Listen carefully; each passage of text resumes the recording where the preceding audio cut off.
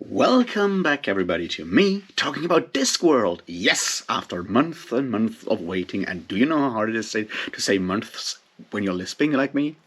It's hard. Anyway, point is, we're talking Discworld again. We're talking about book 21 in publication order. And that is Jingo. So, let's get started, shall we? Cheers.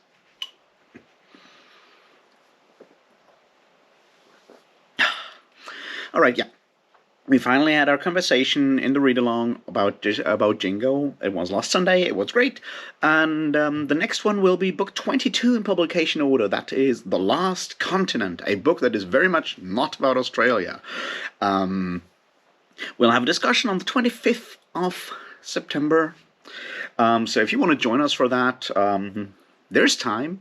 Join us. We're having, like, sort of sometimes conversations about it on the Discord server, on the Unabridged Burners Discord server, and then we'll have like a Zoom call kind of thing where we just talk with everyone and figure out what we liked and what we didn't like about it.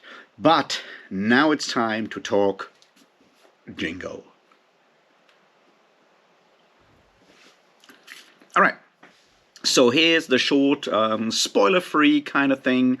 That in case you haven't read the book yet, you know why you should read it, apart from it just, being Discworld and being awesome. And that is, Discworld is a City Watch book.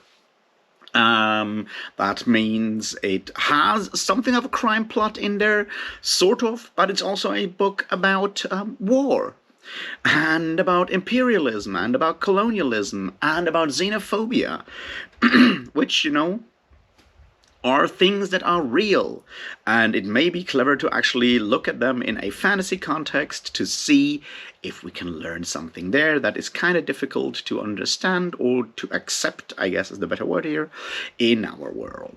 So yeah, Sam Vimes and the gang are trying to find something out while Ankh-Morpork is going to war with Clatch, and suddenly it's not only a crime, but it's also more. And the question is, will they actually solve all those problems? And how do they do that?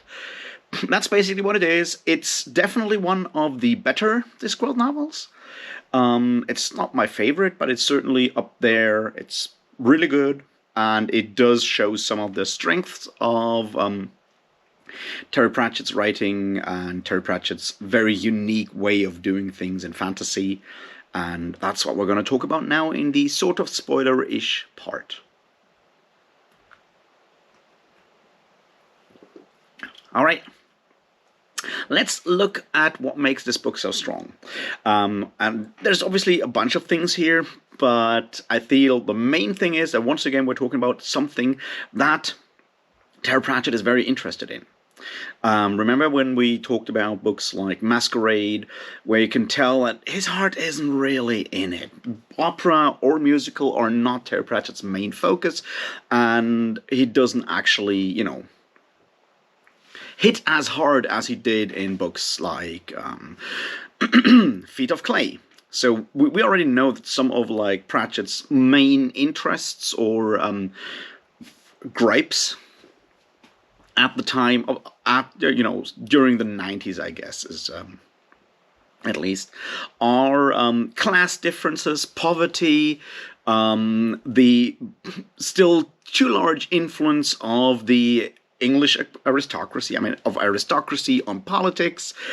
Those are things that he's very much looking at. Inequality and injustice are Pratchett's main focus during that period of Discworld writing. And this book does have elements of that. Of course it does.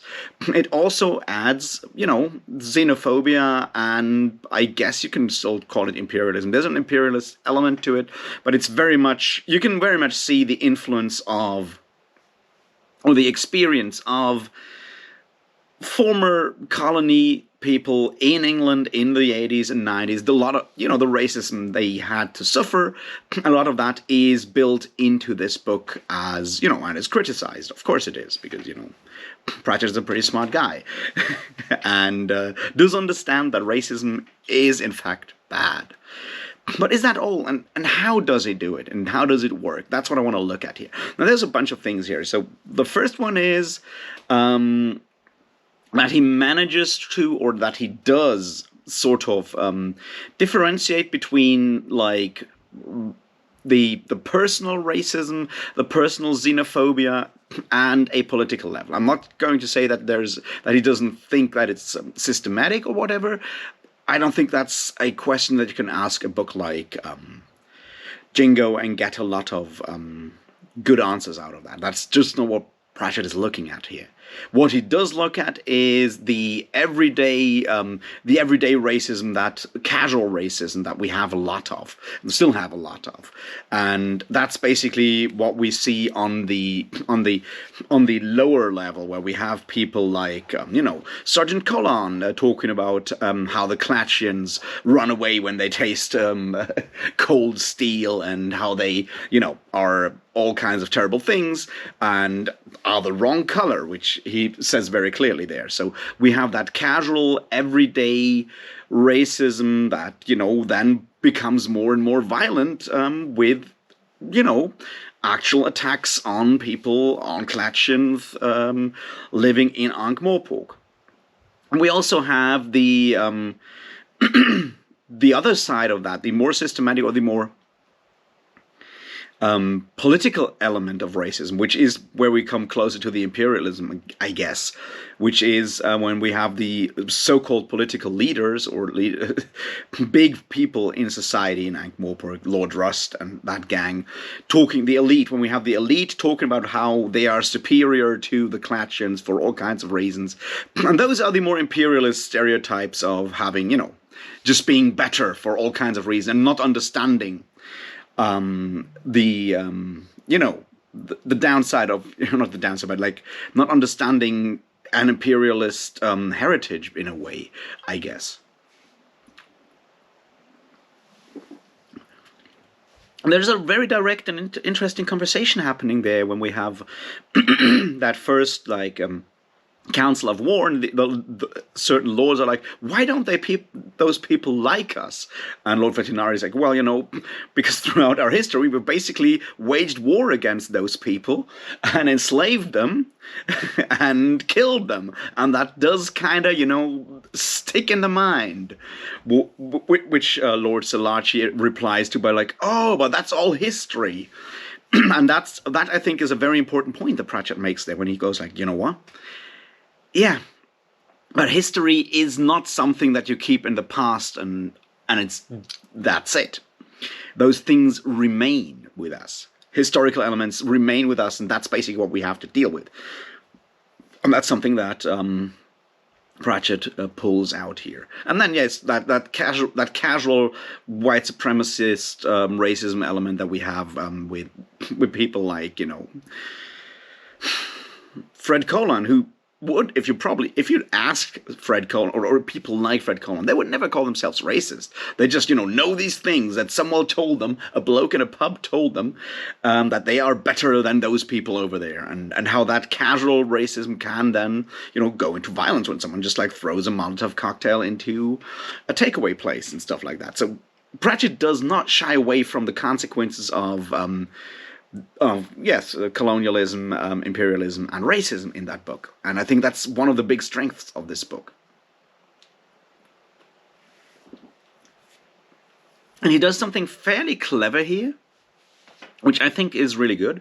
That is, we discover most of that through the person of Sam Vimes, who starts out as not exactly thinking about these elements. There's a couple of very interesting situations like that, where Vimes is confronted with his own prejudices.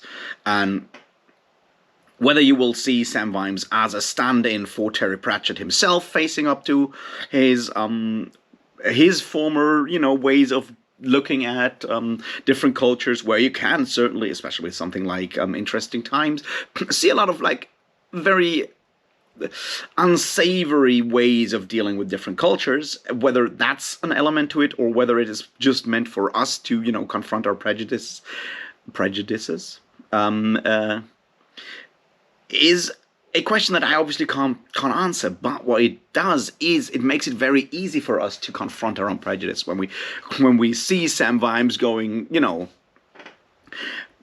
when he's like, of course, there's all those jokes about food and foreign dresses and stuff like that, but it will never actually come to violence. And then he's like, well, actually, those jokes aren't really funny. They're not really jokes anyway. And that's something that I feel a lot of us have to go through or had to go through over time, right? Kids make terrible racist jokes all the time. It's just because as a kid, you don't necessarily know better. And that process of realizing how toxic and how harmful all of that crap was is something that, I hope most of us have gone through already and realized those things if we've done them in the past.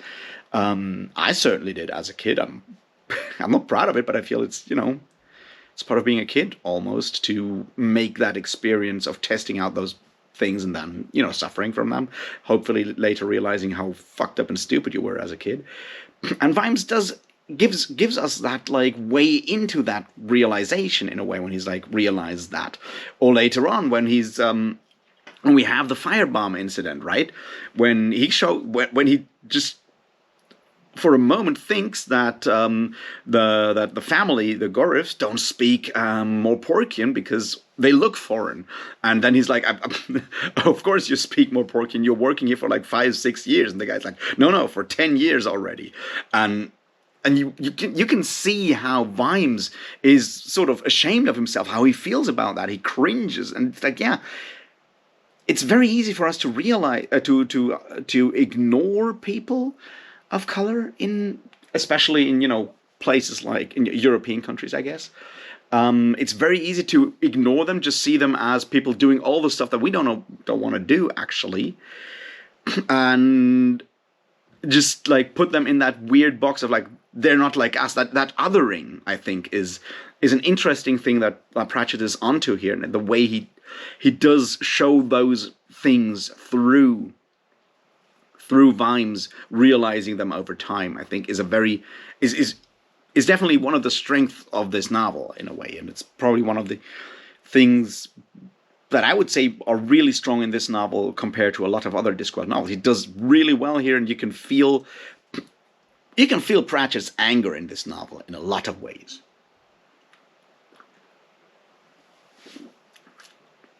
So we have that part as one of the main strengths of the novel. We have another part that I think is near and dear to Terry Pratchett, and that's his hatred for, or his anger at, elites and aristocracy. Now, we've seen that before. Lord Rust has come up before. He's not, Pratchett doesn't like those kind of people. And we've spoken about that before, that idea, which I think is a particularly British or particularly English element, because of British society and the House of Lords and all of those things. But the way those people are fundamentally, a class upon themselves who don't care about the people in their under their responsibility, under their command, and just live according to a really weird code of their own, which is ridiculously inhuman and fucked up, is something that Pratchett has, shown before, but he goes the entire way this time round when we have those people going for this jingoism, which is, one of those words that I had to learn through reading Terry Pratchett, because we don't really have the same kind of equivalent in German, I would say. It's I understand it, but we don't have a term for it that way. But it's clear that it is in here is a quintessential element, and it's something that we have seen. It's sort of almost a prophetic novel in that regard, because it was published in 1997, and it almost reads like a response to the England around 9/11 or shortly after 9/11, the invasions in Iraq and Afghanistan. It feels like a response to that, but it is 3-4 years before that. Not that those elements of us going over there and bringing them democracy, taking all their stuff and so forth, and connecting that to ideas of historical grandeur and whatnot.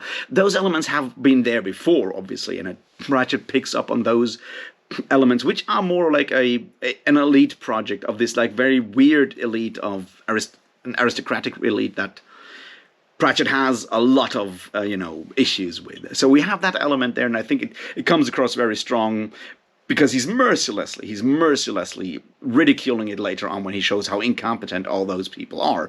Because yeah, they have never actually had to deal with reality. They're like, and all they care about is themselves and not anyone else.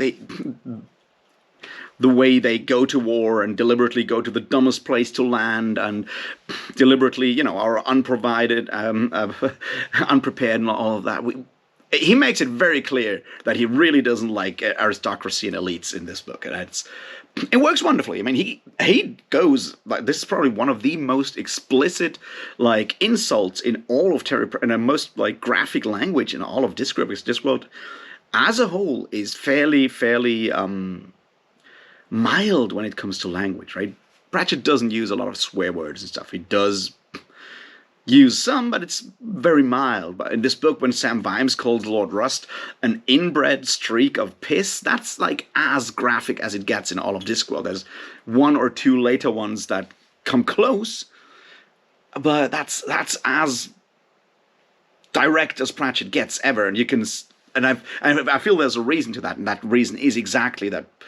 There's feeling behind it. Pratchett does feel about aristocracy in a similar way to Sam Vimes, which, there you go.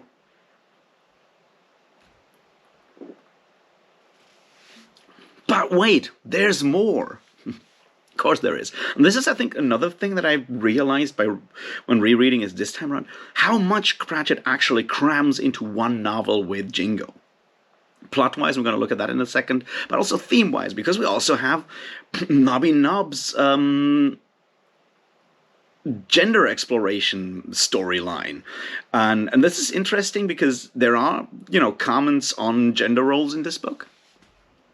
But they only pop up once and then they're gone again. So it's not like a main theme through this novel. Most of the characters are male, but there's that one area with Nobby Nobbs when he's, dressing up as a woman and is accepted as a woman by these other women, and this is why it is so clever, right? We have had, cross-dressing is something that we've seen before in a lot of fiction, and it's often very, very problematic in all kinds of ways that we're not going to look at here, because this is obviously not me talking about Wheel of Time's weird, transphobic, killer storyline or anything like that. No.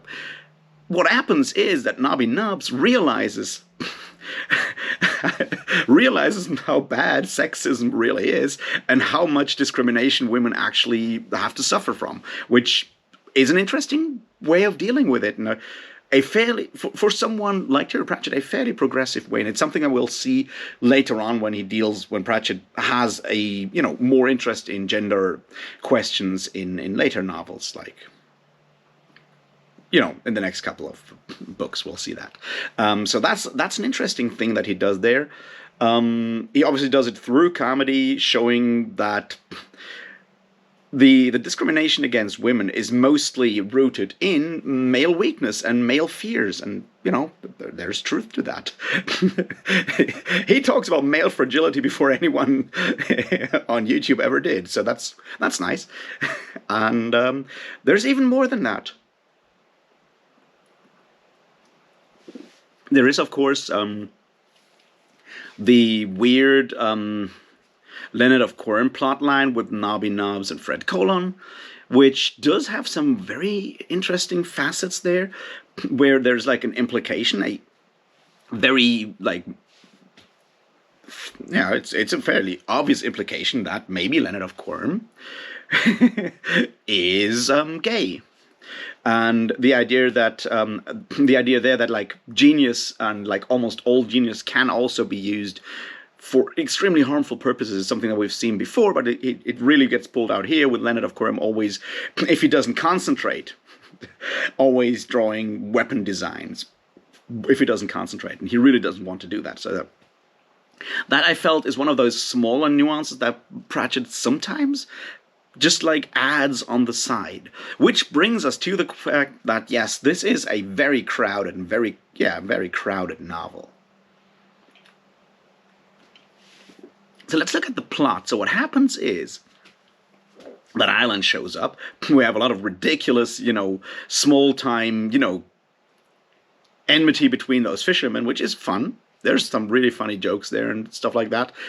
And then we go to the rising, war fever in Ankh-Morpork. We have then the attack on the prince. We have the crime novel of the crime plot of finding out who actually tried to kill Prince Kufura.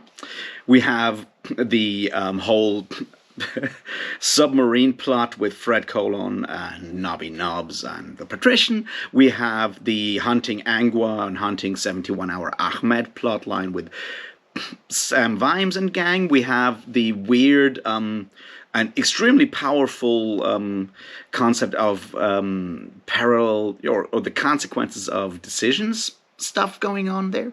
There's a lot that goes on in this novel, and the fact that Pratchett manages to more or less completely actually tie up all the loose ends and turn this into like an actual novel and stick the landing, so to speak, is is pretty impressive in itself. So let's look at like some of those interesting like side things that we haven't spoken about before. As I said, like the submarine plot is just really funny.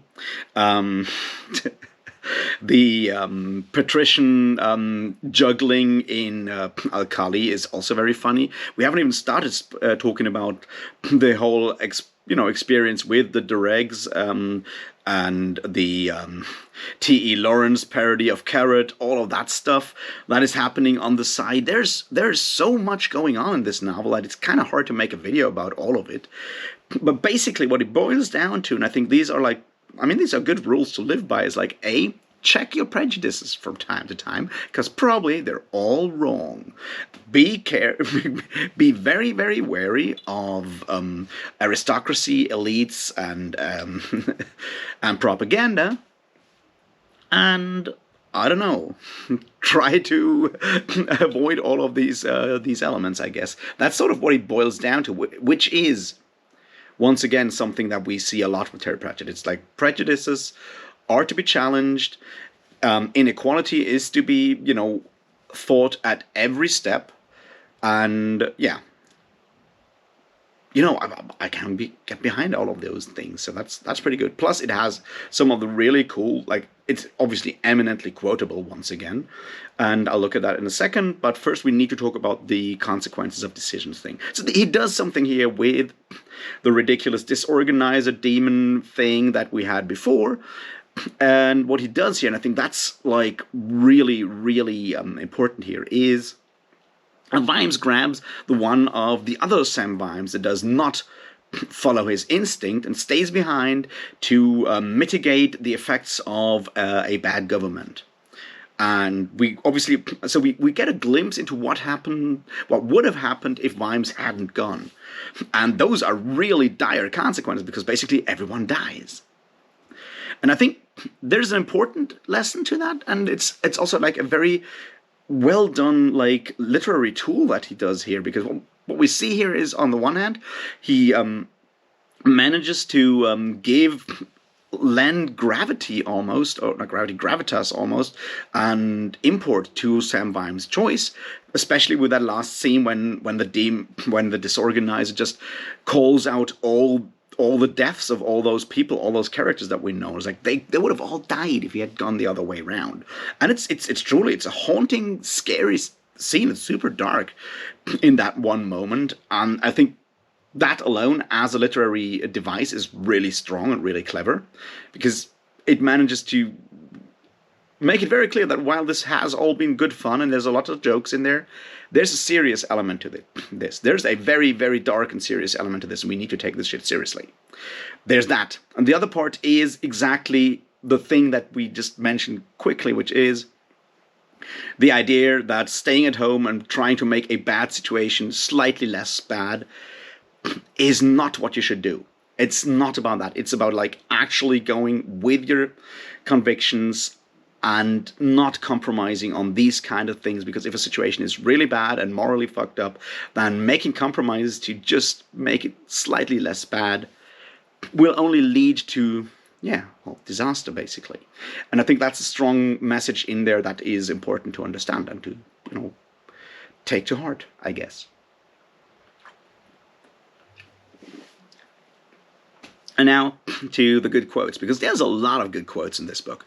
Once again, he makes a lot of fun jokes there that I really love. But my favorite quote, I guess, is give a man a fire and he's warm for a day, set him on fire and he's warm for the rest of his life. Which then gets challenged immediately as that's probably not what the saying goes, how the saying goes, but it's great. It's a great quote, and obviously the metaphor of the the bunched underwear of the past, no, the tangled on. The bunched underwear of the past got tangled in the crutch of recollection, and if that doesn't describe a situation that we've all had before, then I don't know what does. And it shows once again how Pratchett has a very specific style of very visual metaphors, I guess, that stick out and stick in the memory in a very powerful way, which I love. Anyway, that's more or less all that I can say about it. It's a fantastic book. There's way more in there than you realize in the beginning, and the level of nuance that he manages to cram into something like this. The constant challenging of prejudices and how there's still one left at the end with Vimes. Like he's never actually overcome all of them at the end of the day. So it's an ongoing process that we need to keep at all the time. That's a very powerful message. So yeah, I hope you enjoyed Jingo if you had read it.